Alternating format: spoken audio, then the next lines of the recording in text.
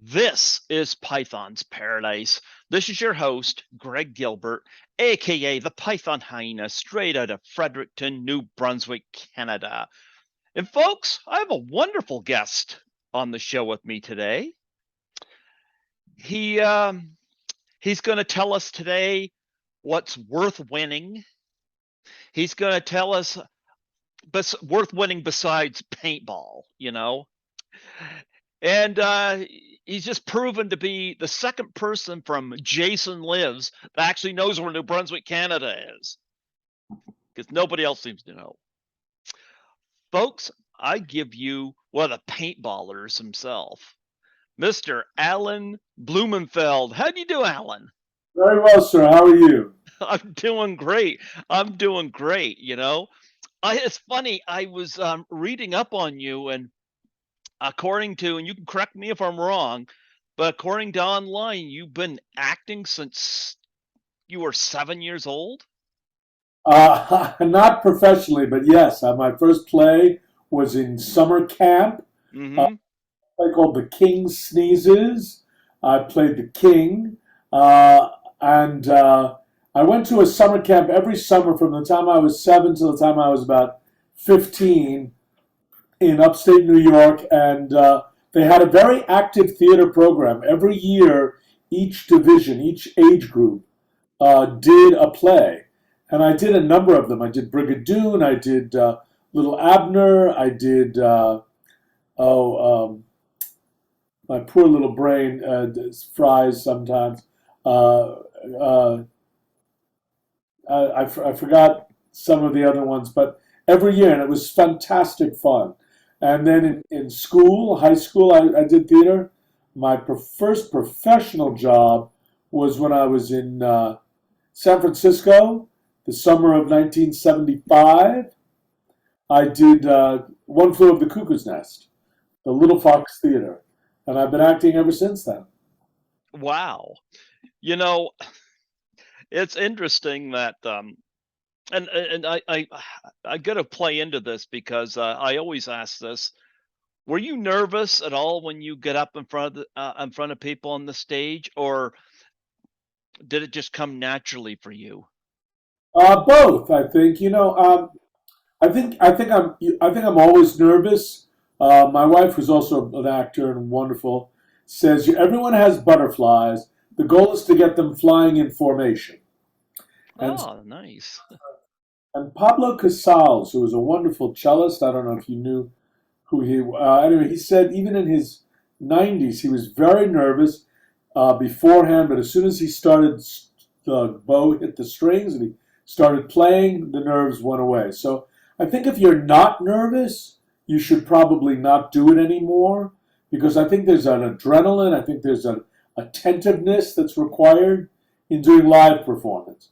Film and television is different because there's while there are people around, you don't have that same immediacy, interactive quality, and you can do it over and over, and no one ever knows. Hmm. Well, you know what? You are in one of the most underrated romantic comedies I've seen, and that is Worth Winning. I got to talk about that. What do you think is worth winning in life Oh, you mean in real life? besides paintball? um, honestly, I mean, I don't think winning is the goal. I think the goal is process. I think gratitude and doing something you love and having people you love with you, that's the whole bowl of beans. And if the pandemic taught me anything over the last several years, still teaching me, is that family is vital and important. Uh, you know, jobs come and go, money comes and goes. It's good to have money to take care of the money things. Hmm. Without it, life can be very difficult and stressful.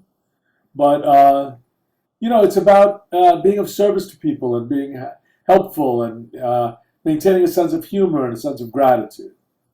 Is that too corny, as my kids? You know what? Worth winning, you don't hear mentioned a lot, but When I was younger, like I'm 50 now, but any when I was younger and if I was in any form of trouble, because when you're younger you get into trouble, I'd watch Worth Winning and just watch Mark Harmon get in some major trouble. I loved making that movie. Mark Blum plays one of the friends. He died during COVID, early in COVID. Mhm. Yeah. A terrific guy. And Brad Hall, who's married to Julie Louis-Dreyfus and was a student of mine 100 years ago in Santa Maria. And it's just a really funny, fun, easy movie. I mean, there's an undercurrent of sexist misogyny Yeah. that runs through it that maybe uh, needs to be rethought. But it's a movie in good spirit. You know, his first mistake was letting Joan Severance go at the beginning of the movie. I'm like, you idiot! She's gorgeous. She's a knockout. My wife in that film is this terrible. Leslie Ann Warren. I really, really have always loved her work, admire her, think she's beautiful and funny, and we got along really well. It was a great shoot. It was easy. It was really a great time.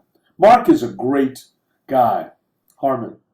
You know what? I gotta say too, one of the things I notice about Leslie Ann Warren is she knows how to act using her body. She is constantly knows what to do with her arms, her legs, her posture when she's acting. When you watch her, you can tell even if she's not the focus, she's acting. And that she's one of the first people I've noticed do that. And so she was great in this. Of course, she's a housewife. Of course, the background of this film, for anybody who hasn't seen it, Mark Harmon, of course, plays a weatherman who's good with the late, well, way too overconfident with the ladies. He lets Joan Severance, who I beyond me why he'd let her go, but anyway, lets her go, and her friend and his friends, led by Mark Blum, who also gets in some deep trouble in this film, decide they're going to play a bet, bring him into a bet that he gets engaged to 3 women within 3 months. It's a recipe for disaster. It is, and for real comedy. I mean, I have to say, you know, it did pretty well, I think, when it came out, but it is now back on the circuit of HBO and that kind of stuff. But it didn't get a lot of play. Yeah, I enjoyed it, and it's kind of nice to see somebody that like Mark Herman, who kind of has these Tom Cruise kind of looks to him in this film. All the ladies find him irresistible, but yeah, even he oversteps his boundaries in this, you know. Indeed, So, and it's fun. mm-hmm. And he talks to the camera too, so lets the audience right in on it. But anyway, you play the husband to Leslie M. Warren, whom I gotta say looked great in that black leather outfit that she donned towards the end of the film. Gotta say, when she twirled around. Well, you know, I was going to say she's a trained dancer. Uh, Yeah. Came up as a dancer. One of her first roles was the Disney Cinderella when she was 19. And I think her dance training and background is part of what you notice when you commented on how physical she is, how in her body her work is. Well, I'm gonna tell you, I love the dynamic. You got you and what would be Buzz from Home Alone, kid, there as well. I love that line when you run up there and Mark Harmon just goes like this, and you just go to shake his hand like, "Oh, you're the weather guy. You're the weather guy," and the kid's like, Like, your fly is open. Yeah, very. Yeah. Well, he should have listened the first time, you know? You know, so you must have been very young in the '80s when that came out. Actually, I was born in 1972. So when Worth Winning came out in 1989, I would have been 17. Okay, perfect. Yeah. Yeah. Perfect. But it was one of those films I caught as a rental. And I was like, you know what? I like this. You know, had some really good locations in it. It Gorgeous. had some really good actors in it. I mean, Madeline Stowe was in it, and the other names are escaping me, but all three women very, very different, Yes. you know. And of course, you get Andrea Martin as Mark Blum's wife in the movie, and of course, he puts up her Picasso if he succeeds, and yeah, you get a few people get in trouble in this. Andrea Martin is one of the most talented women I think working, and still. Hmm. Matt Kahn gave her a run for her money, but Andrea Martin is, I think, exquisitely talented. Oh, I agree, absolutely. You know, and but yeah, you of course played the husband, and you're completely naive to what's going on. You have a good relationship with the son. You guys have something going on, and poor Leslie M. Warren just can't connect. Talk about getting that role. It's interesting. Well, now that you ask, I remember auditioning the God, I forgot his first name, but Pollock, Dale Pollock, Hmm. one of the execs on at the time, and he and I made a good connection, and he I think really he I think may be responsible for my getting that role. He went on to run the film program at NYU, I believe, but you know, the process is almost always the same. You show up. Now, of course, everything's on Zoom. But Hmm. you show up, you wait in the room you wait outside with a whole bunch of other actors,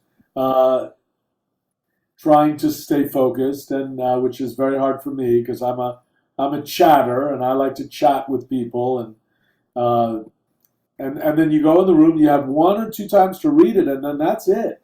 And if you don't get the job, you never hear. So you know it's very peculiar. But I remember reading in the room. God, it was in Universal, maybe not. But the room was very kind. People were very attentive, leaned forward, and it went easily. It was fun. I love auditioning. You know, they say the audition is the job. If you get hired, that's a bonus. It's the audition that if you're an actor, you audition. That's what you do. Are you still in touch with Leslie M. Warren? No, unfortunately, no. You know, someone called it migrant film workers. You know, you travel around, you get together. It's a very intense period where you get close to each other. You spend a lot of time in proximity, uh, and then you move away, and you may never see that person again. Hmm. You know, come back around after a period of time and see them again. But it's really interesting. In Yeah. a Another scene I loved and worth winning as well. Of course, you know, there's the dinner theater scene. Of course, you got Madeline Stowe at the piano playing her piece, and Mark Harmon shows up, and then he kind of just leans forward. Then he sees Leslie and Warren, and of course, you and the kid are asleep. You're really selling that music performance. Oh, I thought that was funny. You know, that to me is one of the funny parts of the movie. The fact that I forget the kid's name too. I hate to just call him the kid, but because he went on to do Home Alone, of course, and but nonetheless, that was funny. Of course, when applauding happened, you guys jut awake, and Exactly. You guys are plotting that. Well, well, the wife stepped off into the washroom area there with Mr. Herman. Exactly. Yeah. Anyway, of course, we got to talk about Jason Lives. I got to show something that Nancy McLaughlin had sent my way. I'm still very much in touch with her. She's been on here 5 times. She's been on the show. Oh wow, look at that. Yeah, her friend Melissa makes these, and yeah, it's Is a little medallion. that metal or is that stone? I actually don't know what it is. It's not metal, I'll tell you that. It's almost like feels kind of like a wood, Terrific. but yep, oops, drop it. Yeah, so yeah, I got one of these, and they make those, but you are among 6 people I've interviewed from that movie. I still haven't had C.J. Graham on yet, although I'm in talks of it. I did meet him, but I've had Tom McLaughlin on here a couple times. Nancy's been on here 5 times because she and I are very much in touch. I've had Tom Matthews on a couple times, and I'm going to meet him at both Horrorama and Frightmare in the Falls this fall. So looking forward to that. Where's And Frightmare in the Falls? that's at Niagara Falls. Oh, how fabulous. Yeah, and Horrorama is in Toronto. Nice. So, yep, I'm going to be assisting Lisa Langlois, Canadian actress at Horrorama. So that's going to be fun. And I've had Carrie Noonan on here, who played Paula, who was a good girl, and she still died in the movie. I'm like, oh, come on. She Well, wasn't promiscuous. I felt bad for her. And the other person I interviewed was the champion paintballer himself, Whitney Ryback, as Roy. he's a great guy. Yeah, we talked about him winning the paintball. I just saw Annie Ryerson, uh, Mm-hmm. one of our paintballers. I just saw her at the theater the other night, maybe last week or 2 weeks ago. Haven't seen her in a while. It was really a pleasure. Were you wearing the headband? I was not. I was not. You Did know, you did you tell her that the next time she shoots you the paintball, you're going to throw her a chocolate bar in the swimming pool? I did. I did not. For those who don't know, Ann Ryerson, of course, was in Caddyshack as the one who lost her chocolate bar in the pool, which became a little running joke about Jaws. Right, exactly. Yep. I've tried to get Ann on here, and I've emailed her because I have another podcaster, Scotty McCoy. Have you been on Scotty McCoy's show? The horror show, yes. Yes. Um, Tommy Kovac, I think, recommended you, and so did Scotty McCoy. So then I must have heard it from Scotty as well. So I knew Tommy had. But anyway, nonetheless, Scotty forwarded me some info, and I never ever heard back from Ann. But nonetheless, I did have Whitney on here. It was such a, we all met flying to Georgia, flying Hmm. uh, to do the film. It was really, it was great fun. It was great. Tom, the director, was he created such an atmosphere of collaboration and ease, and it was just smooth. Here's the thing. I think Jason Lives. I don't think it's the scariest. I think Final Chapter Part 4 is the scariest. But I think Jason Lives might be the best written. Well, And it's the one that gets the most attention, I think, out of the whole series. I think it's a real fan favorite. And of all the things I've done a bunch of stuff in my life. It's the one I get the most fan mail from. yeah, you're probably surprised I opened this interview with Worth Winning. A little, But a lot of right. Yeah. Well, with Jason Lives, I love the fact that Tom decided to make a lot of references to old monster movies. Like even with Jason coming out of the grave, a reference to Frankenstein. I thought that was all fantastic. And I also love the humor. Humor can be hit or miss in a movie like this, and Tom made it work all the way, especially the self-awareness aspects. He wrote it also, yes. Mhm. Yep. I think his knowledge of cinema and of horror genre as well really contributed a lot to it. I mean, he's just great. Well, there's some stuff too, like what on a second viewing you catch stuff like where Horshack himself, John Polito, goes to Tommy, "Would you leave that thing alone? My heart can't take it anymore." And of course his heart ends up not taking it anymore. Or you've got Nancy McLaughlin, as Lisbeth saying, I've seen enough horror movies to know that anybody wearing a mask is never friendly, and you also have like Bob Larkin, the caretaker. I love it when he's all drunk and whatnot, and he goes, "You're going to be the death of me. What a way to go." And he kisses the bottle and chucks it, but he doesn't hear it.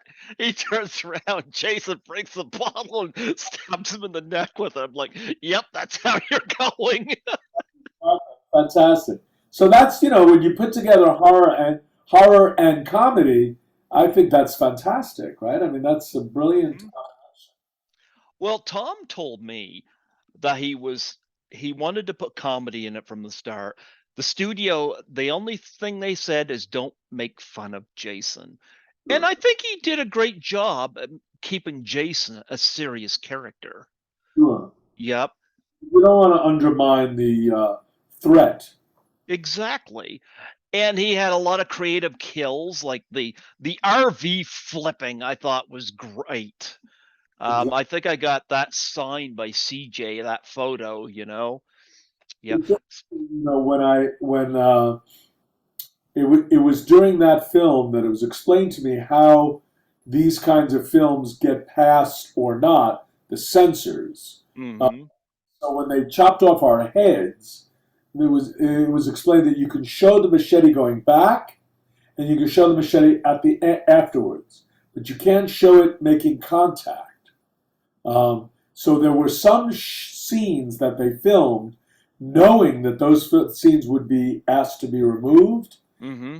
allow them to have the rest of the gags pass the censor. So I mean, I think that kind of navigating the politics of it is kind of brilliant.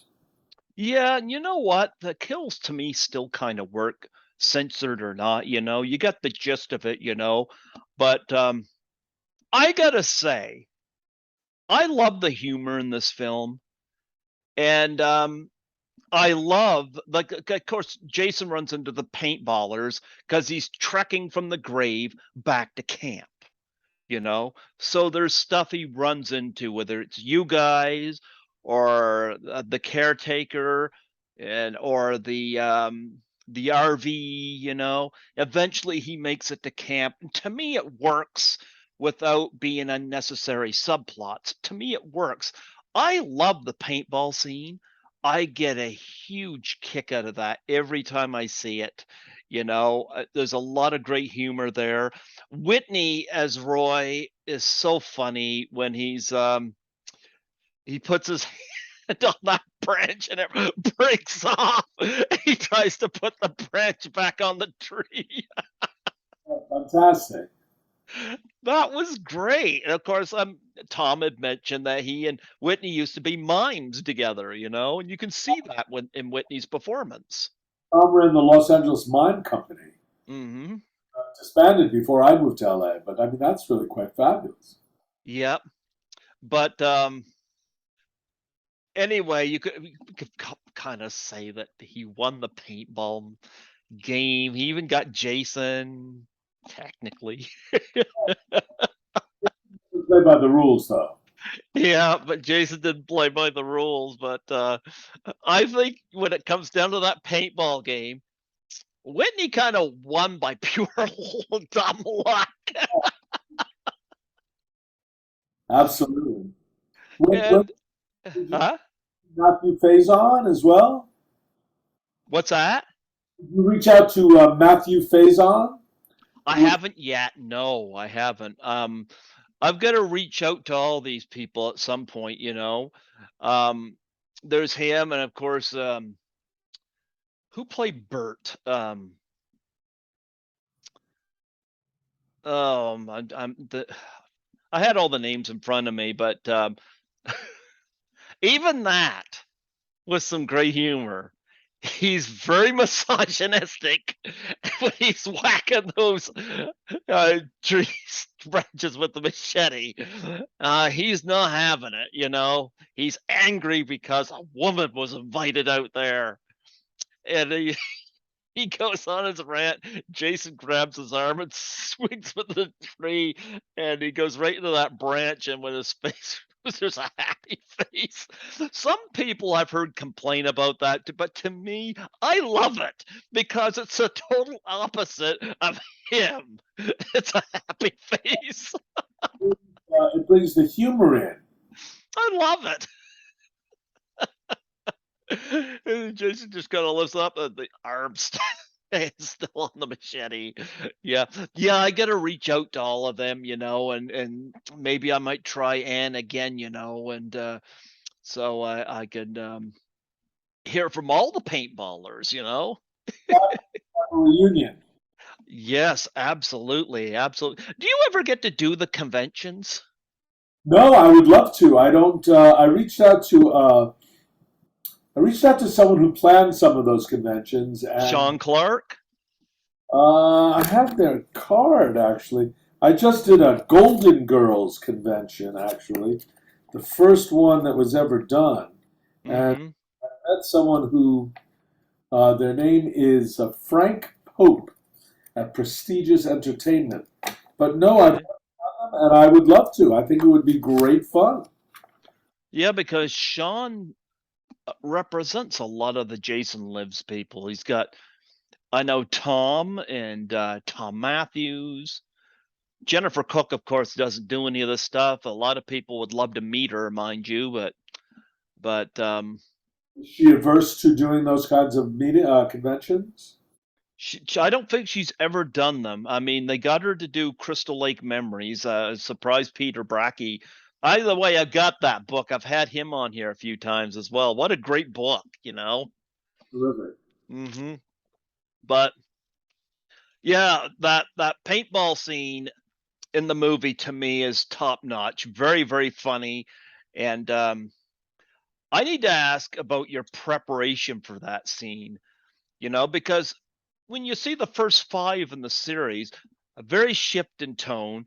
To me, it still works beautifully, you know, with Jason Live. By the way, which I saw screened in Toronto last Oh, in 2019. I attended a midnight screening of Jason Lives, and I remember the following day I posted a comment on Facebook's about attending this screening, and I was on my way to a Christmas party with a friend of mine, and my phone rings, and it's Nancy McLaughlin, oh and wow. I said to her, I said, "Hey, I was watching you last night." And she goes, "I read that." That's great. Yeah, that's great. Yeah, but anyway, talk about preparing to play that scene. The paintball? Yeah, that Well, must have been fun. the whole thing was fun. For me, the preparation started before we ever left LA because they had to do plaster casts of our head and face and then casts of our bodies. So the gag was done by having the body hanging and the head lightly attached to it from a cable. And then as the machete goes through, they they unlocked all three cables one after the other, the body would fall and then the head would hang and then fall down afterwards. So to me, a lot of the preparation, when you're doing a scene like that, it's about the gag, and leading up to the gag is just we had established enough camaraderie among us as actors while we were just sort of hanging out on the set and at the hotel, but it was getting the plaster casts that really, to me, brought home what it is that we were doing. Mm-hmm. Not to get the cast of my head, but I was told that Frank Mancuso Jr., at the time the head of Paramount, liked to keep all that stuff in a big warehouse. But I thought it would have been fun to have that and be able to show it to my mom, and I never got to do it, which is too bad. So there was plaster cast of all three of you, huh? Well, they do the head separately, Mm-hmm. to the body, which they then dressed in the fatigues, and Oh, then they wow. so then the head was attached by a cable to Mm-hmm. the body, and then when it was time to die, they would release the cable, and the body would fall. That takes some tremendous timing, I gotta say. So to me, that the preparation for that kind of stuff is what makes the gag work. Uh, Mm-hmm. and I thought the special effects were fantastic, and as they are in all the shows. But I'd never done anything like that, so it was a great fun. So did all of you that played the paintballers, you all flew in together to Georgia? Correct. Okay, did you guys like get together like off time just to form that little bond before you shot? Well, when you're doing a film like that, we're all in this hotel, one room after another. So there's a lot of time where you're off set more than when you're on the set. So yeah, we went out to dinner, went out to lunch, we walked around the neighborhood, shared stories about each other's lives, how we grew up, and why. And I remember there was a whole conversation about why people had agreed to do the film. And I said, "Come on, we agreed to do the film because it's fun. They're going to pay us. We're going to fly to Georgia. We're going to be on location. It's a no-brainer, obviously." So yeah, I mean, the great fun to me of filmmaking is the community. You Mm-hmm. get to be part of this group that are working together and playing together. So did you guys actually let Anne hang out with you guys?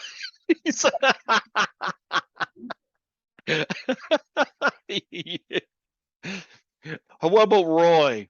Or did he get lost? No, Well, no, very different from the dynamic in the show. Dynamic of the among the actors was very convivial. mm-hmm. Yeah, well, you guys were all great. That's a fantastic scene in the movie. Did you guys meet any of the other cast members, or were you not there for any thing else?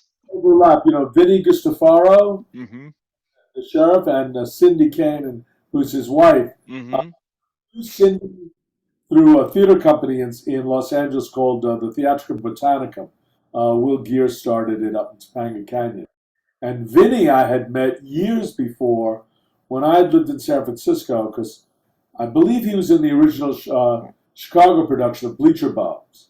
And Mm-hmm. I did Bleacher Bums in San Francisco, so I knew him through those guys from the Organic Theater. And so, but you're right. Oftentimes your time on location does not overlap with what everyone else is doing.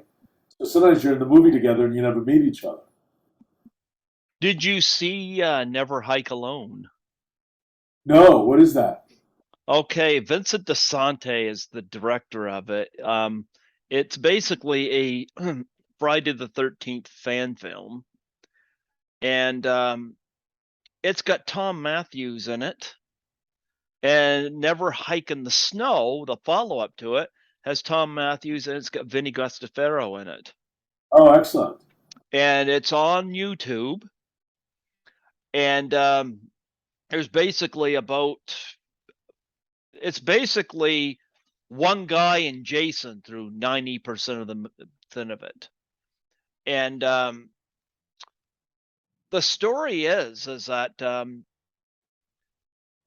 Vincent knew somebody that was having lunch with Tom Matthews, and the pitch was to see if Tom might be interested to do something. Tom saw footage of it, and he was impressed. And he was like, yeah, he'd do something in it, and he made a cameo in it. That's fantastic. Yep. And then they did a follow-up called Never Hike in the Snow, and through Tom Matthews not only was back playing Tommy Jarvis, but they brought in Vinny because his character had survived Jason Lives. Sure. Yeah, yeah, they're on YouTube. Yeah, check them out. Never Hike Alone, and then Never Hike in the Snow. I will definitely watch those. Yeah, they were, to me, the best things happened to Friday the 13th in a while. Certainly better than Jason X, I'll tell you that. This will maybe come as a shock to you. I have never seen any of the Friday the 13th movies, except for the one I was in. Hmm. I'm not horror movies freak me out, so I usually don't watch them. So you're lucky you weren't in the receiving end of um, Leslie Ann Warren when she got all dressed.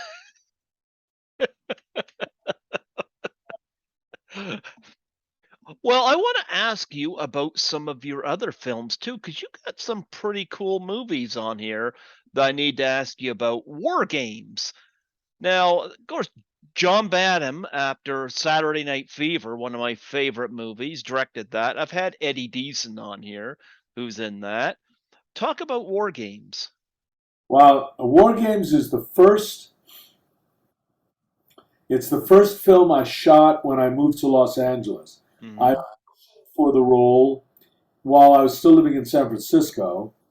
My audition was the day my younger son was born. I drove to the audition with my mother-in-law and our older son in the back of our car. Left them in the car when I went into audition. Came back out and drove to the hospital to pick up my wife and our new baby. Then the film went into, and that was a great. I mean, I really liked that script a lot. It was originally supposed to be directed by Marty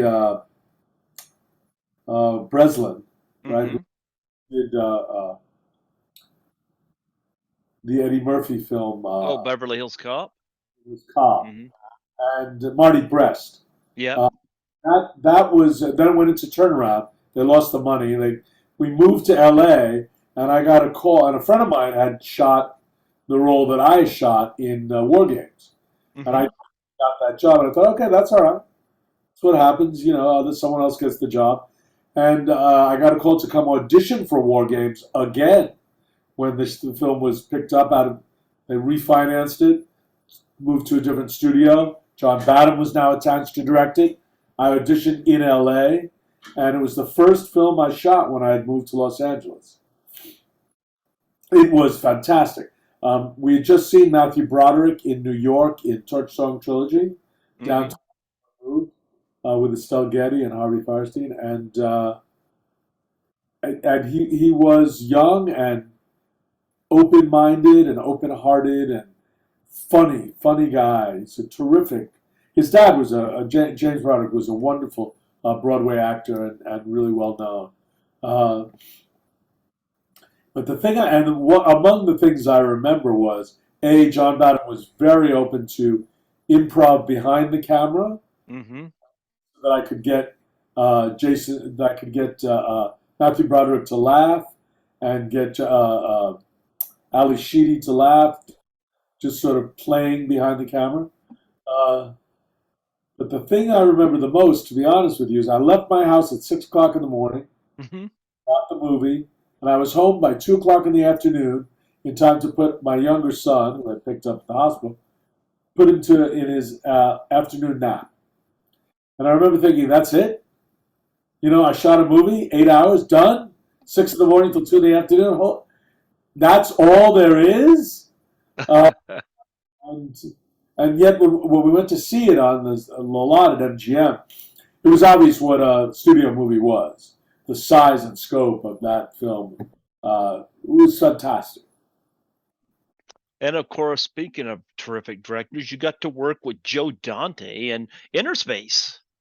Yeah, I shot that twice. They replaced the villain. Uh, Hmm. and he's a really serious director. That's my experience, and I wanted to do that. When it came time to reshoot it, I was shooting Tin Men with Barry Levinson down in Baltimore, and they started to reshoot in L.A. And I flew back to L.A. on my day off and reshot Inner Space, which is, I think, an underrated film that's just fantastic. I mean, Martin Short is just a genius. I was lucky enough to have Dick Miller on my show 5 months before he passed away. Yep. And I've had Vernon Wells on here too a couple times. I met Vernon at Horrorama back in 2017. What a great guy. I didn't really know him at all. Yeah. Yeah. Well, he doesn't have the mohawk anymore from Road Warrior. I teased him about that, but he's great. And you mentioned Tinman, Barry Livingston. Of course, you had Richard Dreyfuss, Danny DeVito, Barbara Hershey. And Seymour Cassel, who was a huge hero of mine growing up, Hmm. John Cassavetes movies. What a stunning actor. And Bruno Kirby, Hmm. who was fantastic. And I had a lot of scenes with Dreyfuss, who I have huge respect for, and he was just a hero to me, an idol. We got to hang out and talk and rehearse. He loved to rehearse. Whenever we had downtime, he'd say, "Come into my trailer. Let's go over the scene." And that film I auditioned for and didn't find out I got it for almost 3.5 months. It took so long for them to make the decision. I remember actually going to the Disney lot and for something else, and going past Barry Levinson's office and saying, "Hey, what's up?" He said, "Oh yeah, no, we haven't made a decision on that yet. So yeah, it's good to see you." And I think he's a great director. Well, moving a little bit ahead, some of these ones I did see in the theater whenever they came out. Heartbreakers. Oh, that was fun.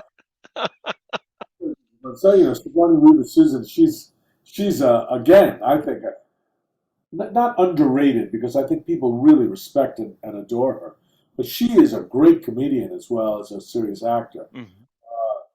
I was only for a movie like that, I was only on the set for a day, so I had no real sense of what the movie was. Hmm. I realized, oh, it's Gene Hackman and Sigourney Weaver doing this amazing thing. Uh, but I'm happy to be proud. I'm proud to be part of it because I think it's really interesting.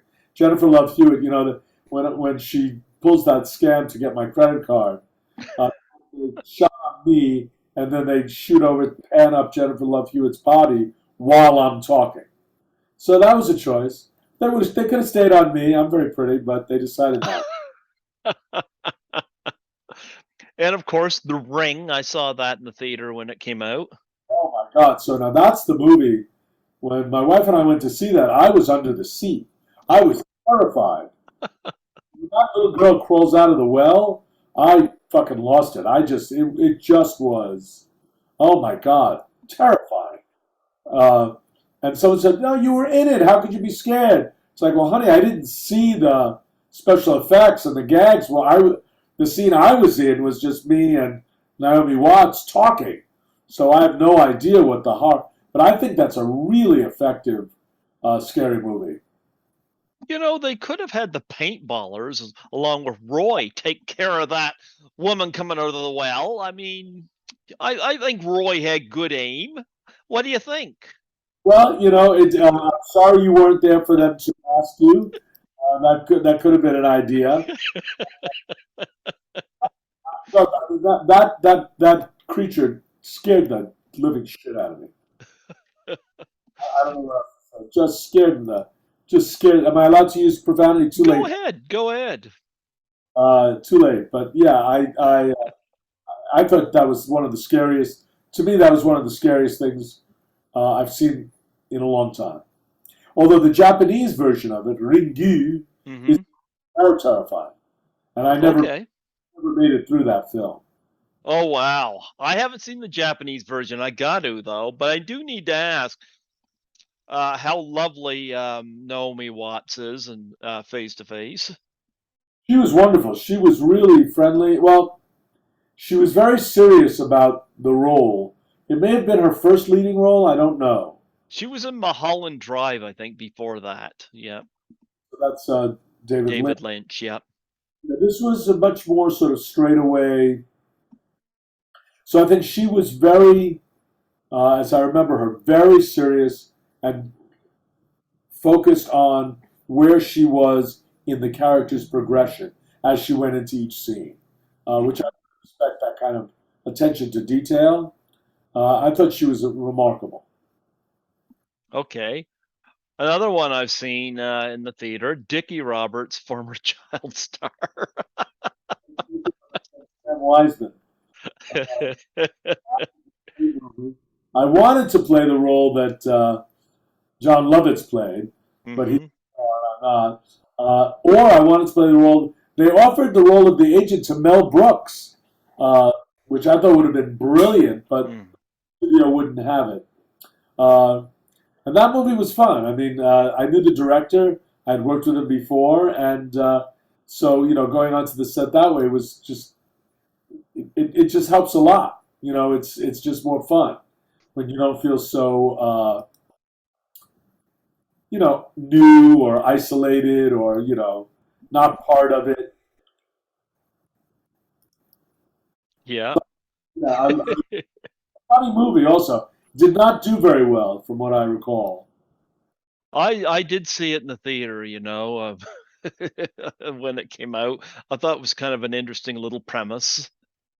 The thing I remember most about that is Was David Spade being pushed around in a carriage or something by uh oh oh gee, who was the lead actress? And it's right on the tip of my tongue. Oh, Mary McCormick. Okay, yeah. Okay. no my experience of the film was hanging out off the set with Rob Reiner, who was organizing his political California initiative for education for kids. And I'm a huge fan of his, and I was of his dad. Uh, so that was the most fun of that film for me. In Your Shoes, Cameron Diaz. You don't really see her anymore. I think she stepped away from the spotlight, but Yeah, always liked her. she was wonderful. She and Tony Collette, Mhm. I think she's one of the finest actors working today. Uh, Mhm. I played Mark Feuerstein's dad. Mark and I had done a play together a few years before. So it's always a delight to reconnect with an actor who you've worked with, as I said, because that way you don't feel that you're so new and out of the loop.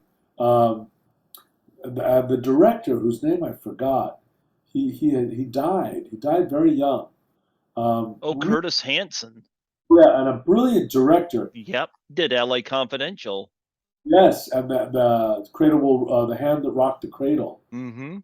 The problems the studio system had with him, I think he'd be better off today, was he would do every film he would do would have a different style, and so it was hard to pigeonhole him as he's the comedy guy, he's the horror guy, and I think what he liked was doing as many different kinds of films as possible.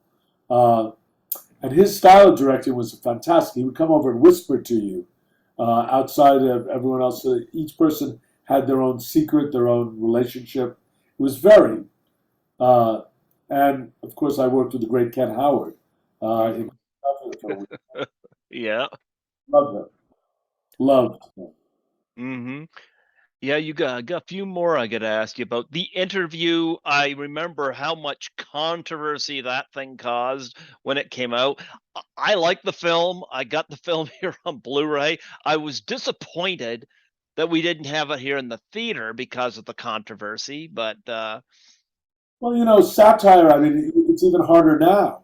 You yeah. know, correctness or censorship. I call it. It's the death of comedy.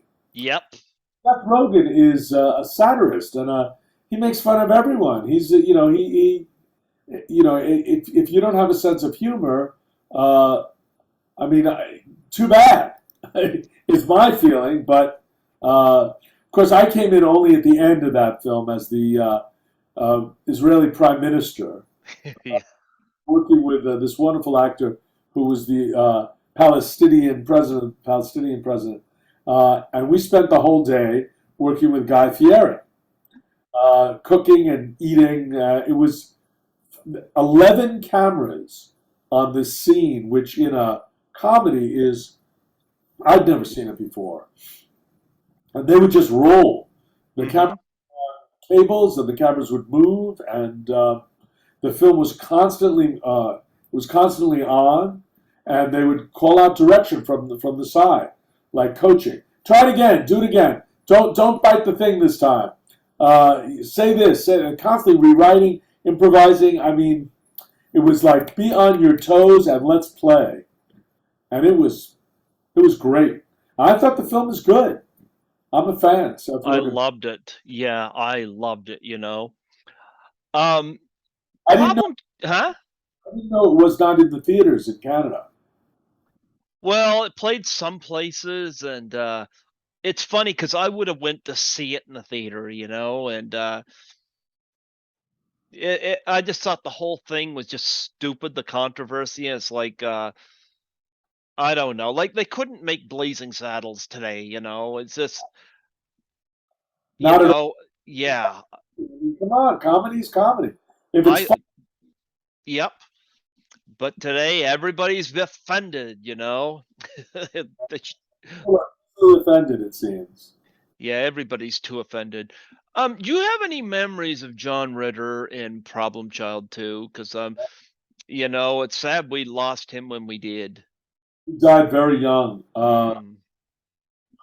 Yeah, my memories of him were he was,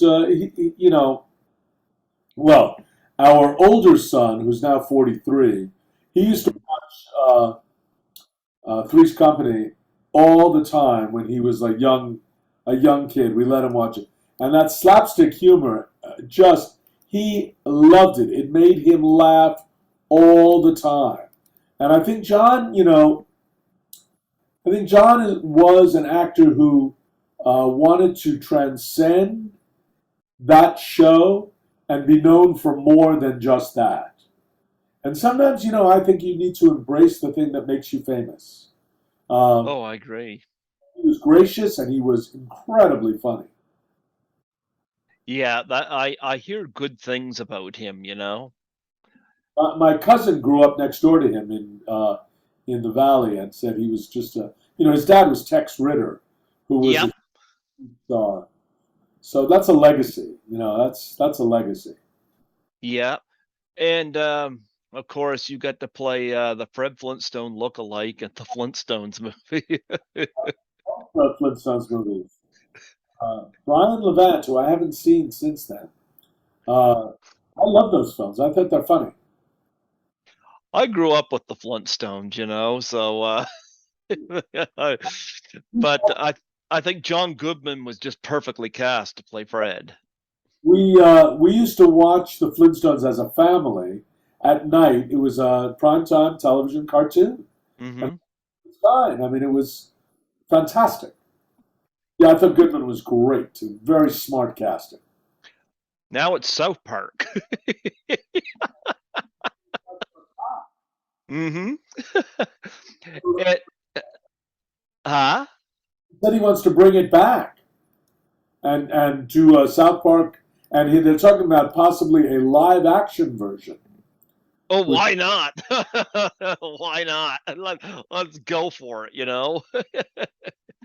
And you talk play, huh? about comedy you can't do anymore. I mean, this is offending everyone, which Yep. I'm in favor of, by the way. You know what? I think these people that are offended too easy, they need to be offended even more. You know?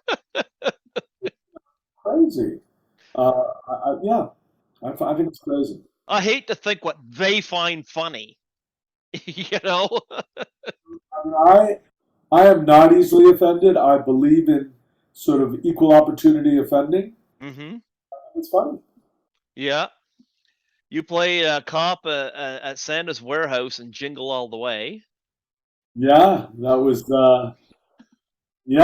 quite a trip. That was Chris Columbus, right? Hmm. Arnold Schwarzenegger, who was very sweet with his kids. I mean, that to me is the insight I had was the how sweet he was with his kids on the set. Really loving and physical, and that is always a good sign to me. Did you play paintball with them?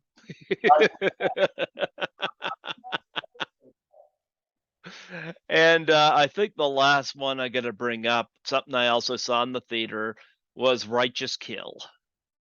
Oh, that was great. Hmm. My scene was with John Leguizamo, but the who was uh, fun to work with, and we finished shooting at 1 o'clock in the morning. We were in a Colombian or a Puerto Rican neighborhood in Bridgehampton, Connecticut, and he stayed and signed every autograph, every CD, every DVD for at least an hour and a half. He was great, but the real great fun part was I got to do a table reading of the entire script with De Niro and Pacino and Leguizamo and everyone all at once, and that was a highlight of my life. I bet. I bet. Do you get recognized very often when you're out and around?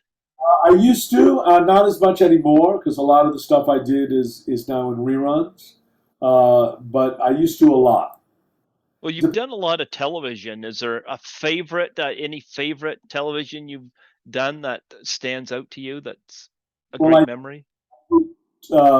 Brooklyn Bridge is probably one of my all-time favorite shows. I did a lot of Family Ties. Gary David Goldberg, who is gone, but who was a huge fan and one of my favorite people. And he did Brooklyn Bridge, which I thought was brilliant, and I loved it. But I just worked with Stephen Carell on a show called The Patient, which comes out August 31st on Hulu, and Hmm. several episodes of that. And that's a really different side of Steve Carell. It's a really good show. I hope it's received well. And I got to work with Pacino again on a show that I shot my first job coming out of the pandemic. So, those are highlights. So, with the pandemic going on, do you guys still get to go paintballing? Well, you can if you wear a mask. Oh, I don't know, No, I think the conventions are a lot of fun. I think that they should get all the paintballers at the conventions. I would love it. Let me know who to contact, and I'll tell them I'm interested. I say Sean Clark. I'll have to give you contact info for him, and you can get in contact. You have it, please do. Yeah, and the other one I'll see if I can get contact info is Stacy Lee. That's another one, and I'll have to see because I think it would be great to get all you guys all there. I think people would love that. I would love it. Yep. Oh yeah. What's the most interesting thing you've ever been asked to sign? Uh, I guess the most interesting thing is an actual the DVD disc itself, because Okay. destroys the disc, so I never understood that.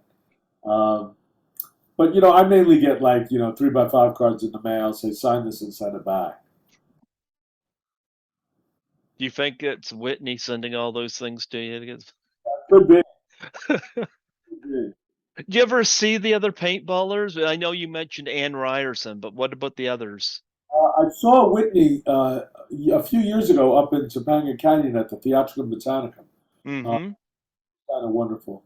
But otherwise, no, I haven't seen him. And the last 3 years we've all been stuck in our homes. Yeah. Yeah. God, I've worked through the whole thing, because I work as a cleaner and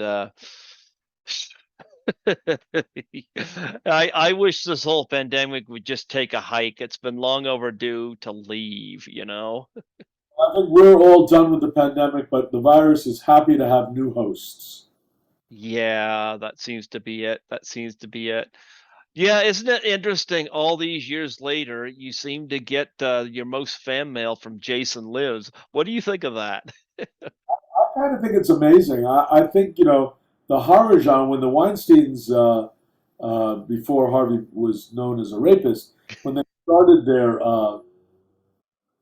jobs as producers. They started with Dimension films because horror films make the most money. They're the Hmm. least expensive to put together. They do the best. And I think that's part of why Jason Lives is so popular. I think it Hmm. transcends generations, and I think people, need an escape. They want entertainment. Did you know that Tom McLaughlin is right now um got a script all written to do another one? Oh, I did not know. Another Jason? Yeah, called Jason Never Dies. It's gonna be Jason in the Snow. Wow, Yep. He plans to make it, according to what he told me, all female, good. except for Jason, of course. But he said it's not has nothing to do with being woke. He said there's a reason why it's all female. Okay, well, But he wouldn't get into why because but he said there's a reason why it's all female. It has nothing to do with the politics going on now. He said it has to do with the script. So he said that's always how he planned it. I think he should be able to do whatever he wants. I think he's deeply talented. Oh yeah. Well, he's a very young at heart filmmaker. I see that. He still got his band and still does all that stuff. No, it's good. It's important. Stay, Yeah, stay creative. yeah. Do you have any charities that you're passionate about that you want to plug on here? I don't really. I don't do charity work so much. If I did, it would have to do with children's education and children's health. But I don't really do much of work like that. So you guys don't paintball for No, I go keep going back to that, beat that dead horse. right. Listen, um, you ever, of course, at the end of Worth Winning, they auctioned off. You guys aren't going to auction off Mark Harmon, exactly. auction off Leslie M. Warren. Yeah, um, I know you have a web page. You want to plug that on here? AlanBlumenfeld.com. That's right. Is that where people can also get autographs if they? Sure. Send contact information. And, Mm-hmm. we have a company also. We work with lawyers and their witnesses called Act of Communication. Mm-hmm. And that's linked to my personal website as well. Perfect. Perfect. Perfect. Well, Alan, it was wonderful having you come on here today, and share these memories, and you were in a lot of stuff that I'm familiar with, and loved highlighting Worth Winning on here. Give it a little bit of love on here, and of course, Jason Lives and various other films. What would you say is your biggest achievement in film? Would you say it's Jason Lives, or is there something else that stands out? Or maybe it's just being on set with somebody. I think it's surviving and still being able to work. Mm-hmm. I think longevity is the goal. There you go. That's what makes it worth winning. Exactly. There you go. Exactly. Exactly. Well, before I let you go, would you mind doing a plug for my show? Sure. Uh, I think everyone should watch it. What or listen to it. What do you most want plugged? Just state your name and say you're listening to Greg Gilbert on Python's Paradise. Of course, I'd be delighted to. This is Alan Blumenfeld, and you're listening to me on Greg Gilbert's Python's Paradise. Yes, folks, and of course, Alan is worth winning. He is worth winning, and you never know. You might see them out there paintballing. I mean, they never did get that victory back from Whitney. He's the champion paintballer. He would have gotten Ann Ryerson. You know he would have. Actually, He would have fell and accidentally got her in the ass with that thing or something. It would have been a total fluke and he would have won. And then you guys would have had to go to work and know that this guy won out of pure dumb luck. which is only fitting. Only fitting. Only fitting. Thank you so much, Alan, for coming on here and talking to me today. I really appreciate it. This was awesome. My pleasure. Be well. Stay safe. You too. God bless you and thank you so much. Bye bye. Take care.